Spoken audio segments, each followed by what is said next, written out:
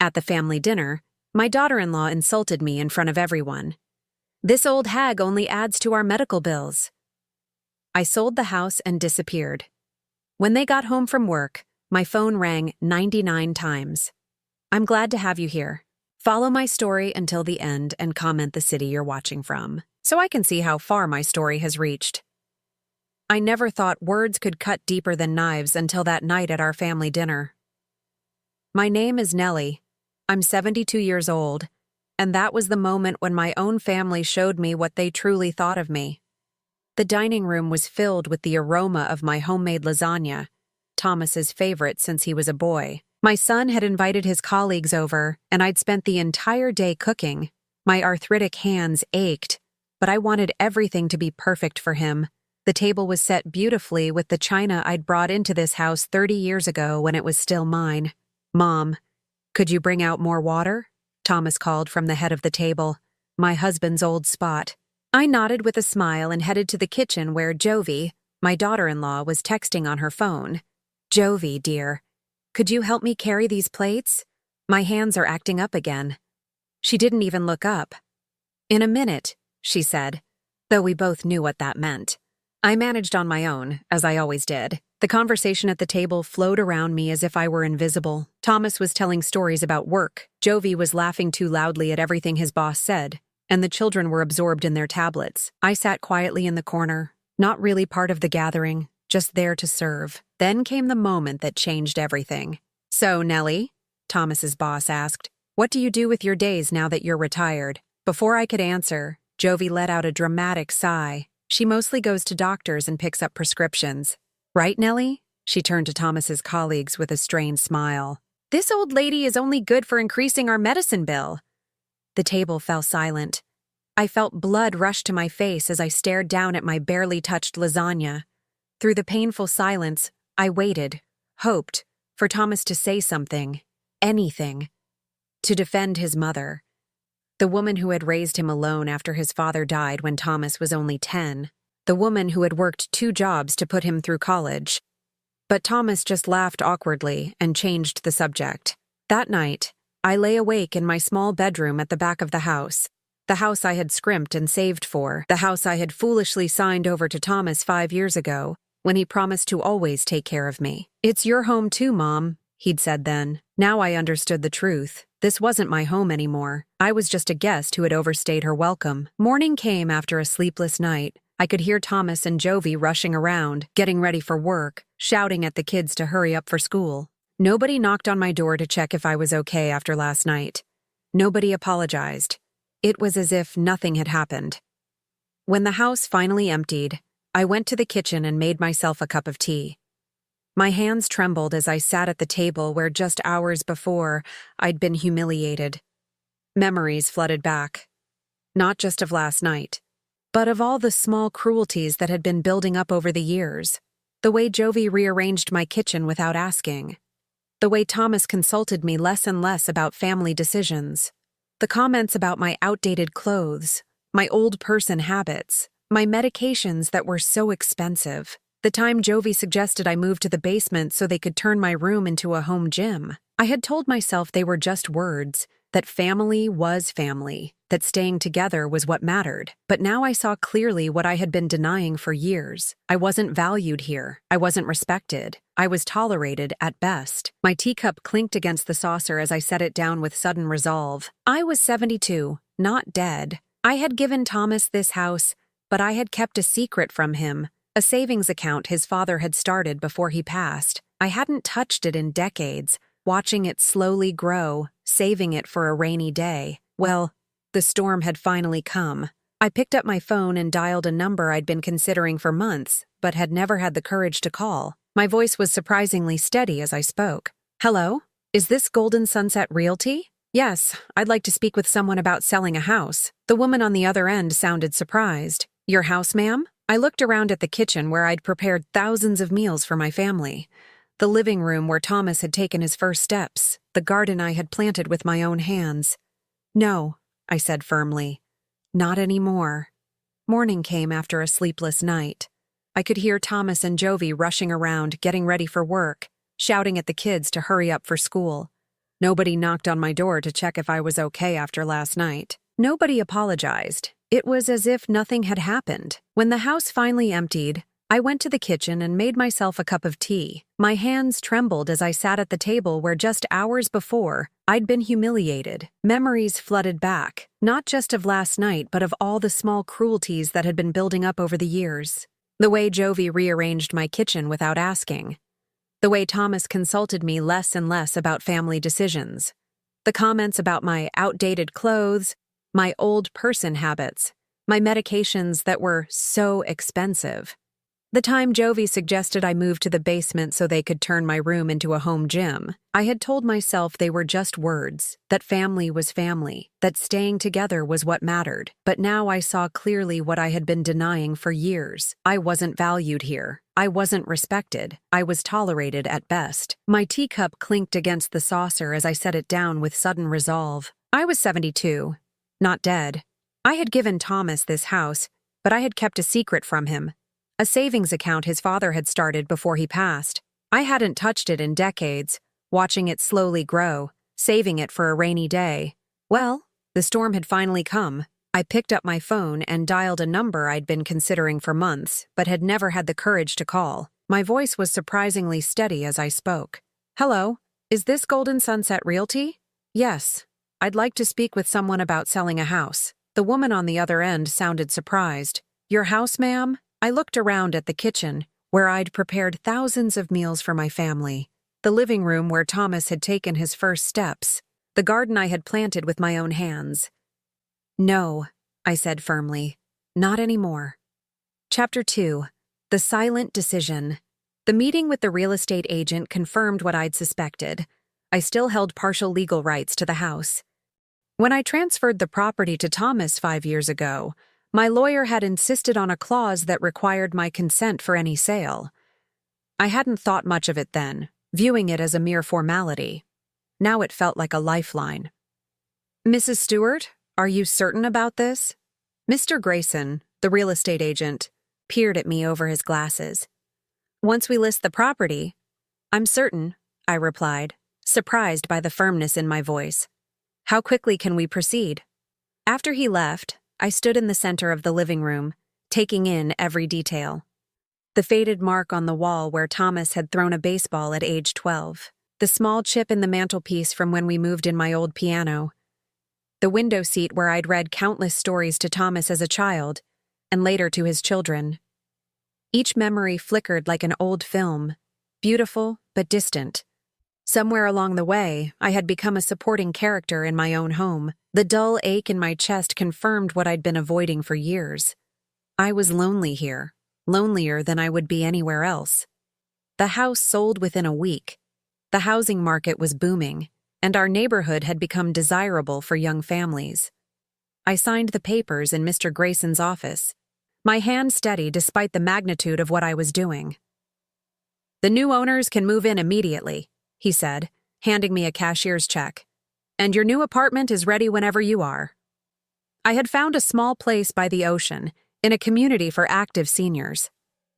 The brochure showed smiling people my age walking on the beach, taking art classes, living lives that seemed worlds away from my quiet existence in Thomas's shadow. With the check safely deposited into my account, I began the delicate process of deciding what to take with me. I couldn't pack up everything. That would alert Thomas and Jovi before I was ready. Instead, I focused on what truly mattered. Photo albums from before Thomas met Jovi, my jewelry, my husband's watch, and the quilt my mother had made. Each evening, when I heard Thomas's car in the driveway, I would emerge from my room as if nothing had changed. I'd listen to Jovi complain about her coworkers and Thomas grumble about traffic. I'd help with dinner and clean up afterward, all while carrying the weight of my secret. "Mom, we're thinking of remodeling the kitchen this summer," Thomas mentioned one evening, not looking up from his phone. "You'll need to stay with Aunt Martha for a few weeks while the construction happens." I nearly laughed at the irony. "Whatever you think is best, dear." "And we should talk about your medications," Jovi added, her tone making it clear this wasn't a suggestion. "The copays are getting ridiculous. Maybe we should look into cheaper alternatives." "My medications," For blood pressure, arthritis, and the heart condition I'd developed after a mild attack last year were apparently still an inconvenience to them. I just nodded, knowing it wouldn't matter soon. The final stage of my plan came together when Thomas announced they would all be away for the weekend. "Jason's soccer tournament is in Philadelphia," he said, referring to my grandson. "We'll leave Friday morning and be back Sunday night." "That sounds wonderful," I replied, my heart racing. "I'll have dinner ready when you return." That Friday, after they left, I called the moving company. 2 young men arrived promptly, carrying out the few boxes and furniture pieces I had designated. My entire life, condensed into a small truck. "Is that everything, ma'am?" one of them asked. I looked around at the house that had been my home for 30 years. "Yes," I said softly. "That's everything." After they left, I placed a single envelope on the kitchen counter. Inside was a brief note and a copy of the sale papers. I hadn't been able to find the right words, settling finally on simple truth. "I've given all I can. Now I need to live what remains of my life. Don't try to find me. I'll contact you when I'm ready." Before leaving, I walked through each room one last time.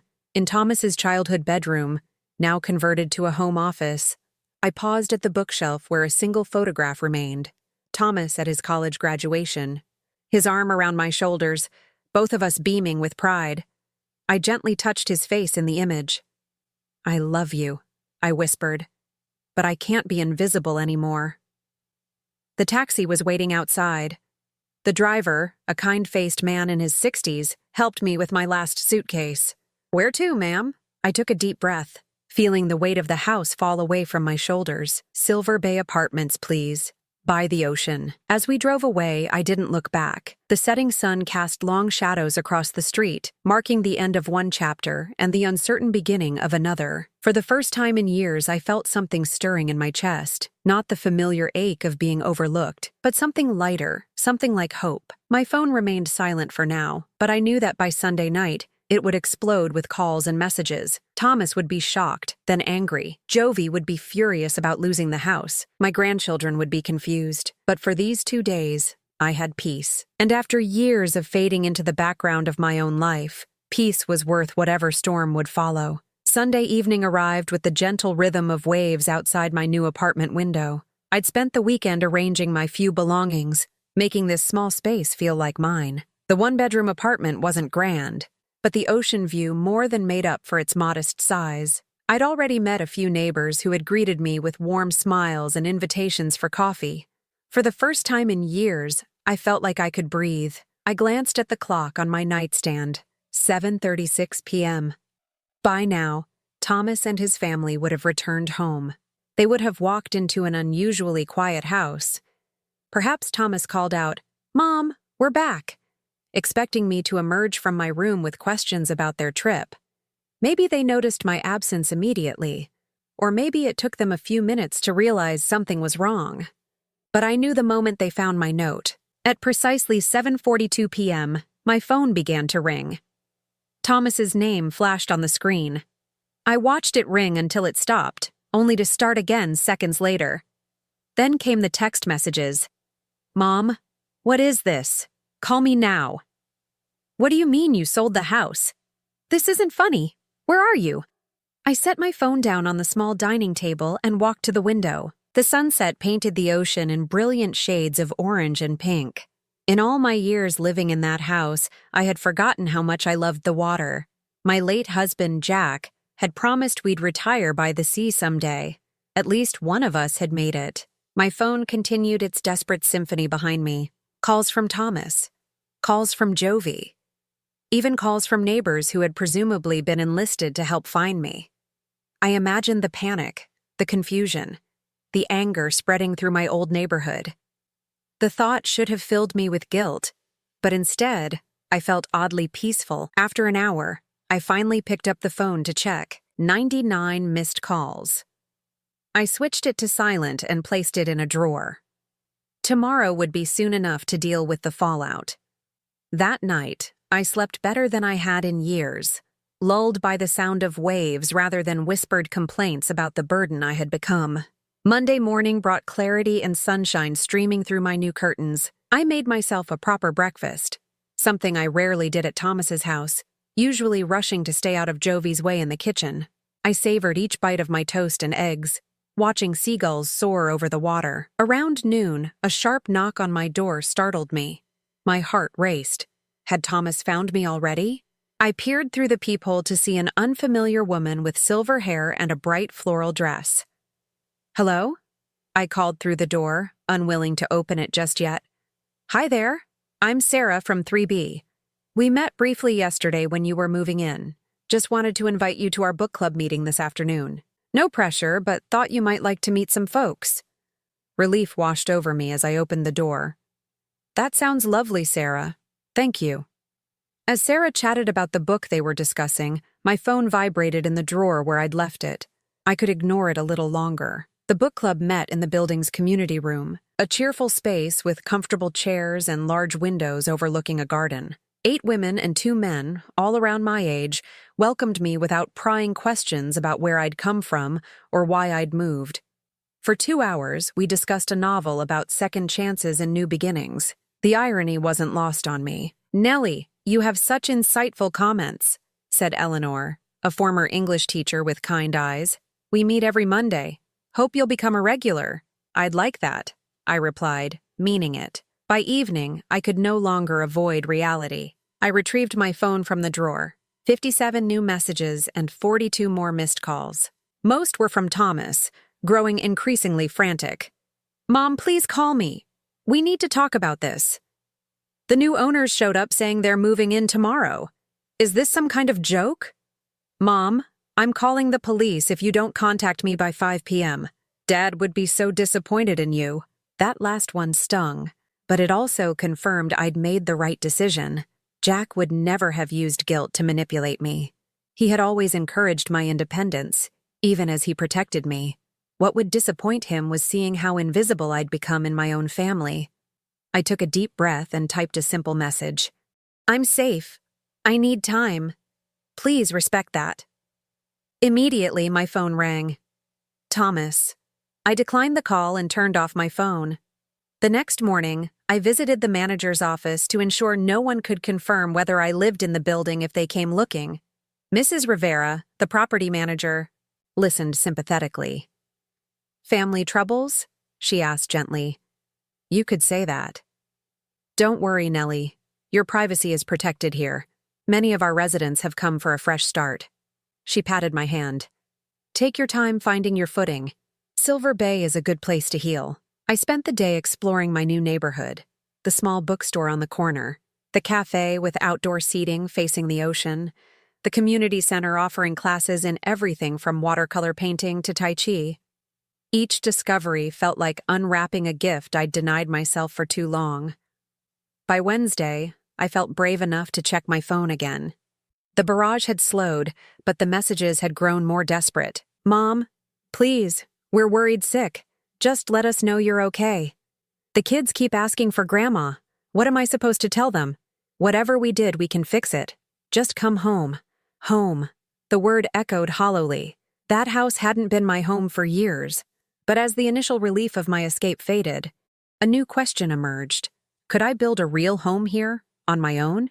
At 72, the sea breeze carried the salt-tinged promise of possibility as I walked along the shore that evening. For the first time in decades, the future was entirely mine to shape.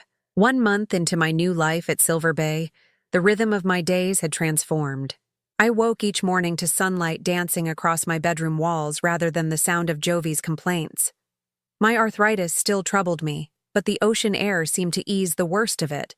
Or perhaps it was the absence of constant stress. I'd made a home of my small apartment, arranging my few treasured possessions with care. My husband's watch sat on the bedside table. Family photos, carefully selected to include only happy memories, adorned the walls. The blue throw pillow Jack had given me on our last anniversary held the place of honor on my reading chair by the window.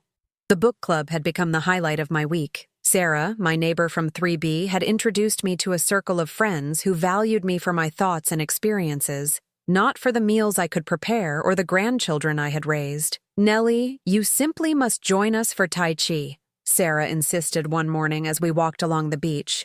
Our morning ritual now. Gerald says it's done wonders for his arthritis. Gerald, a retired naval officer with a booming laugh, had been widowed for 5 years. He'd taken to joining our beach walks, always bringing coffee for the three of us. I'm not sure I'm coordinated enough for Tai Chi, I protested. Nonsense, Gerald said. If my old sea legs can manage it, you'll be fine. So I found myself in the community center that Thursday, attempting to follow the gentle movements of Master Liu, a serene man in his 60s. I wobbled and lost my balance more than once, but no one laughed or showed impatience. By the end of the session, my body felt looser, more alive. You did well for your first time, Gerald said afterward, walking me back to our building. It gets easier. Does it? I asked. And we both knew I wasn't just talking about Tai Chi. He nodded, his eyes understanding. The pain never fully goes away. Grief, betrayal, disappointment. But we learned to move with it rather than against it.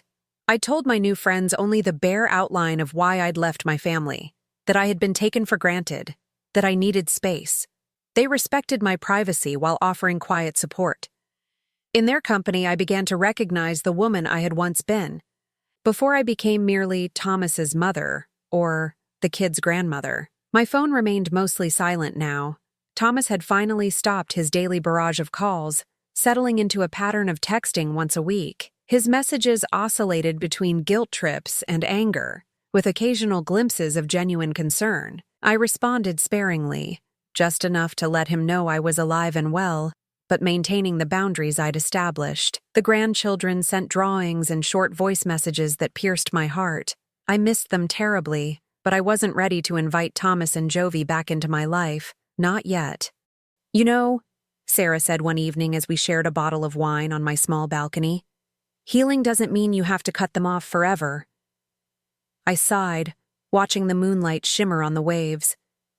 I know, but I need to find my footing first.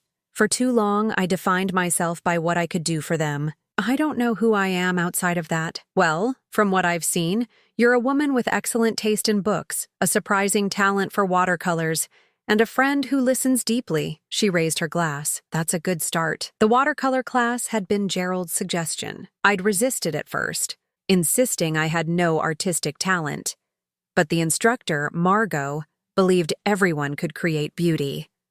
My first attempts were clumsy, but gradually I learned to capture the changing moods of the sea, the way light transformed ordinary objects into something magical. You have a natural eye, Margot told me one day, studying my painting of the harbor at sunrise. You see what others miss. Her words stayed with me, echoing with unexpected significance. Perhaps that had always been my gift, seeing what others overlooked. I had seen the potential in Thomas when he struggled in school. I had seen the beauty in our modest home when others might have focused on its limitations. I had seen the worth in a quiet life of service to my family, even when that service went unrecognized.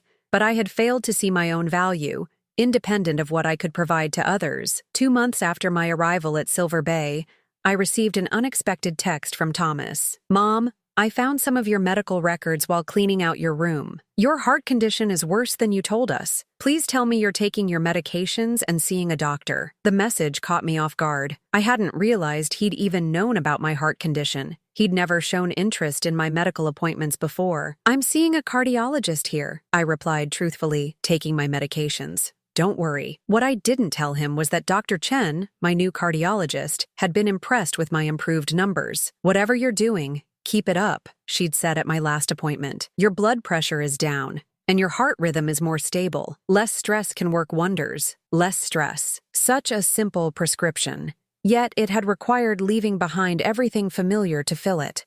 As summer turned to fall, my new life deepened its roots. I had my regular coffee shop where Mia, the young barista, started preparing my chamomile tea the moment I walked in. I had my favorite bench on the boardwalk where I could watch children play, easing the ache of missing my own grandchildren. I had friends who checked on me if I missed a day at Tai Chi. I had, in short, built a life where I mattered, not for what I gave, but simply for who I was. One crisp October morning, as I painted the fishing boats bobbing in the harbor, my phone rang with Thomas's number. Usually, I would let it go to voicemail, but something, intuition perhaps, made me answer. Mom, his voice cracked with emotion.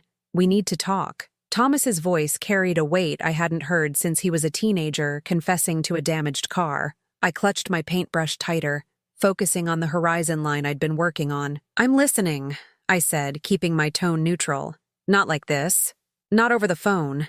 He paused. "Please, Mom. I need to see you." The paintbrush trembled slightly in my hand. Was I ready for this? For 3 months, I'd been healing, building a life where I wasn't invisible.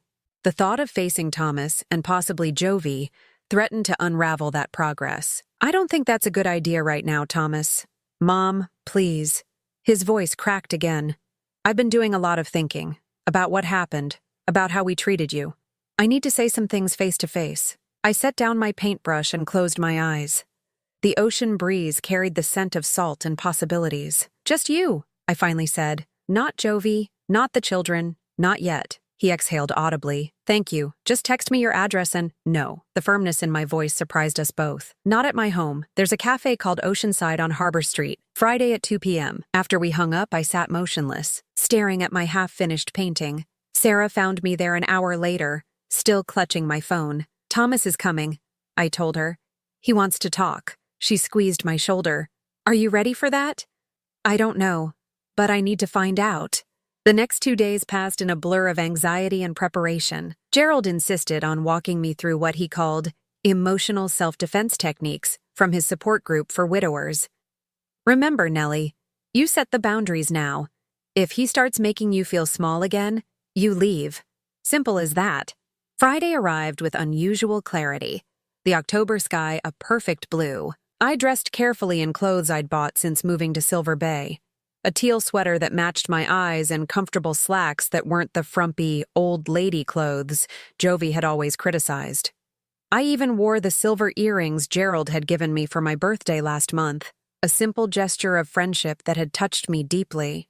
I arrived at Oceanside 15 minutes early, choosing a table by the window where I could watch Thomas approach. My hands trembled slightly as I sipped my tea, rehearsing what I would and wouldn't say. Then I saw him, walking uncertainly along the boardwalk. He looked thinner, his shoulders slightly stooped. For a moment, I saw the little boy who had once clung to my hand at his father's funeral, and my heart constricted. He spotted me through the window, his pace quickening. When he entered the cafe, he stopped, as if suddenly unsure.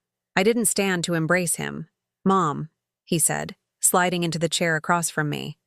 "You look different." "I am different," I replied simply. Up close, I could see the dark circles under his eyes, the new lines on his forehead. He ordered coffee with a distracted air, his gaze returning to me repeatedly, as if trying to reconcile the woman before him with the mother he remembered. "How did you find me?" I asked when the waitress left. "I hired someone." At least he was honest. "After the 2nd month, when you wouldn't tell us where you were, the kids were having nightmares that something terrible had happened to you." A pang of guilt shot through me. "I told you I was safe." "You disappeared."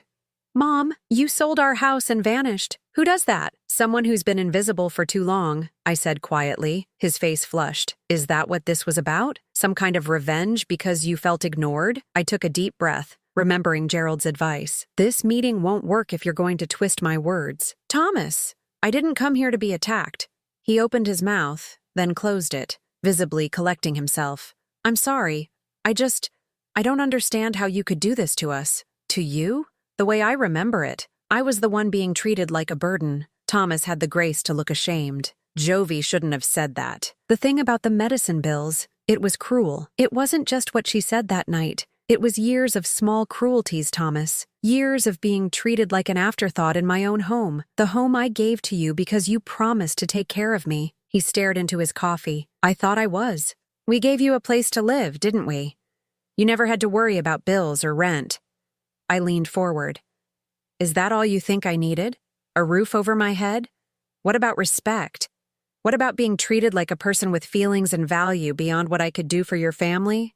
"Mom, that's not fair. We were busy with work and the kids, too busy to notice when I was hurting, too busy to stand up for me when your wife humiliated me in front of your colleagues." My voice remained steady, though my heart raced. "You let her treat me like a servant, Thomas. You watched it happen for years and said nothing." The color drained from his face. I never thought of it that way." "That's the problem. You didn't think about me at all." We sat in silence as the waitress refilled our cups. Outside, children chased seagulls along the boardwalk, their laughter carrying through the glass. "The house sold for a lot," Thomas finally said. "Was that your plan all along, to cash out and leave us scrambling?" I set down my cup with deliberate care. "We both know that's not true. I left you that house 5 years ago because I trusted you to honor your promise to make it a home for all of us. You broke that promise, so this was punishment." "No, Thomas, this was survival." I met his gaze directly. "I didn't leave to hurt you. I left because staying was hurting me." Something shifted in his expression, the first glimmer of genuine understanding I'd seen. "We've been staying with Jovi's parents," he said, his voice smaller. "It's not easy." I imagine not. I'd met Jovi's mother only a few times, but her sharp tongue and critical nature made it clear where Jovi had learned her behavior. "The kids miss you terribly." A pause. "I miss you too, Mom." For the first time since he'd arrived, I felt my resolve waver. I missed my grandchildren with an ache that never quite subsided. I even missed Thomas, not the man who had allowed me to become invisible, but the boy I had raised, the son who had once looked at me with pure love. "I'm not coming back, Thomas. Not to live with you. I've made a life here. I'm not asking you to come back." He reached across the table, his hand stopping just short of mine. "I'm asking for a chance to make things right." I studied my son's face, the face I had memorized as a newborn, had kissed countless scrapes on, had watched mature through years of joy and hardship. There was sincerity in his eyes, but I had been disappointed too many times to trust easily. "What does making things right look like to you?" I asked carefully. Thomas shifted in his seat. "I don't know exactly, but I want to try. The kids need their grandmother, and He paused, struggling with words that didn't come easily to him.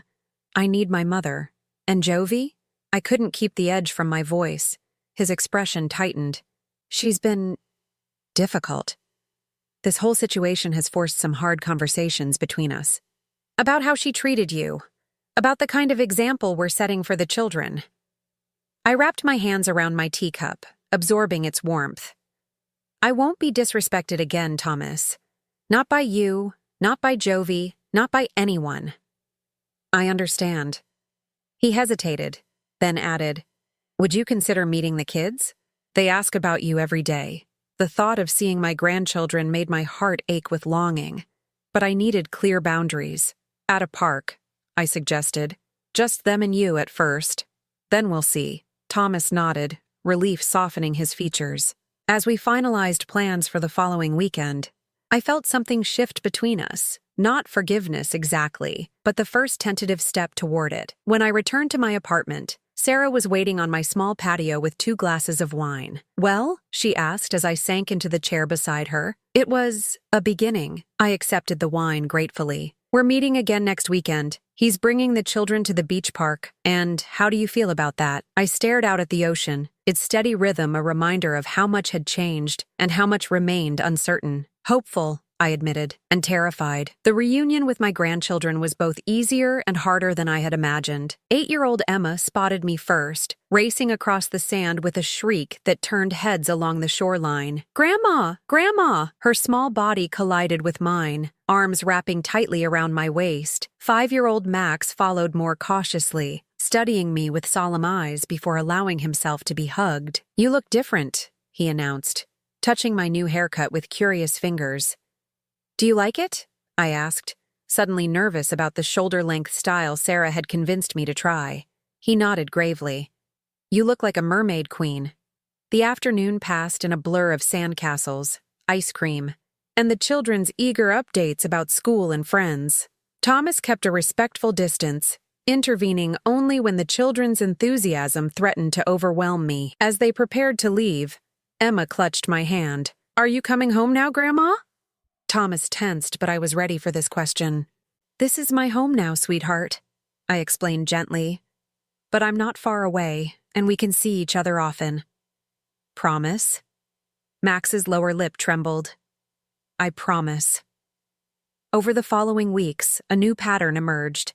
Sunday afternoons became our time together, sometimes at the beach, sometimes exploring the small aquarium near my apartment, occasionally venturing to a movie when my arthritis made outdoor activities challenging. Thomas and I established a careful truce, rebuilding our relationship brick by slow brick. He made efforts I couldn't have imagined before, actually listening when I spoke, showing interest in my painting, remembering my doctor's appointments. Jovi remained the final hurdle. For 2 months, she stayed away from our gatherings, a shadow presence in the careful new relationship I was forming with Thomas and the children. Then one Wednesday morning, my phone rang with her number. "Nellie," she said when I answered, her voice lacking its usual sharp edge. "I was wondering if we could talk." We met at a different cafe, away from the comforting familiarity of Oceanside. Jovi arrived precisely on time, dressed more simply than I remembered, her usual armor of designer clothes and perfect makeup noticeably subdued. "Thank you for meeting me," she began, her fingers nervously tracing the rim of her coffee cup. I waited, offering neither hostility nor warmth. "I've been seeing a therapist," she continued when I didn't speak. "Thomas insisted. After everything, I didn't want to go. I thought it was all your fault. The house, the disruption to our lives." She drew a deep breath. "I was wrong. The therapist helped me see some patterns in how I treat people, especially you." "Why?" I asked, the question that had haunted me for years. "What did I ever do to make you treat me that way?" Jovi's eyes filled with unexpected tears. "Nothing. You did nothing wrong. My mother," she faltered. "My mother always treated my grandmother terribly. I grew up watching it, absorbing it. When you moved in with us, I just continued the pattern." It wasn't an excuse, but it was an explanation I hadn't considered. The cycle of dismissal and disrespect, passed down like a toxic inheritance. "I can't promise I'll change overnight," she admitted, "but I'm trying. For the kids, for Thomas, and because it's the right thing to do." I didn't offer instant forgiveness, but I did agree to include her in our next Sunday gathering. A tentative olive branch extended across the broken ground between us. 6 months after I left the house that had become my prison, I hosted Thanksgiving dinner in my small apartment. Gerald helped me rearrange the furniture to accommodate a folding table that stretched from the living room into the kitchen. Sarah contributed extra chairs and her famous cranberry sauce. Thomas, Jovi, and the children arrived with pumpkin pies and slightly nervous smiles. Emma immediately attached herself to my side as I finished the gravy, while Max peppered Gerald with questions about his naval career. Jovi hovered uncertainly until I handed her a serving bowl. "Would you mind setting this on the table, and perhaps check if the rolls are done?" It wasn't friendship, not yet, but it was cooperation, a vast improvement from where we had been. As we gathered around the table, I looked at the faces surrounding me. My son, working to be better. My grandchildren, blissfully unaware of the complex adult emotions swirling beneath the surface. Jovi, making visible efforts to treat me with respect. My new friends, who had become a chosen family when I needed it most. Thomas raised his glass. "To Mom, for bringing us together today. And to new beginnings," Gerald added, with a warm glance in my direction. Later, after the dishes were cleared and the children had fallen asleep on my couch, I stepped onto the balcony for a moment of quiet. The November air carried a chill, but the sky was clear, stars reflecting on the dark surface of the ocean. Thomas joined me, draping a shawl around my shoulders. "Cold out here." "It's peaceful," I replied. "I do my best thinking with the sound of the waves." We stood in companionable silence, watching the moonlight create a silver path across the water. "I'm sorry, Mom," he said finally, "for everything, for not seeing you." I turned to face him, this son who had broken my heart and was now trying, imperfectly but sincerely, to mend it. "I see you now," I told him, my voice steady with the truth I had finally embraced. "And more importantly, I see myself." The ocean continued its eternal rhythm below us, advancing, retreating, always finding its way back to shore. Like the complicated love between parent and child, between past and future, between what was lost and what could still be found. I wasn't invisible anymore, and that made all the difference. Now I'm curious about you who listened to my story. What would you do if you were in my place? Have you ever been through something similar? Comment below, and meanwhile, I'm leaving on the final screen 2 other stories that are channel favorites, and they will definitely surprise you. Thank you for watching until here.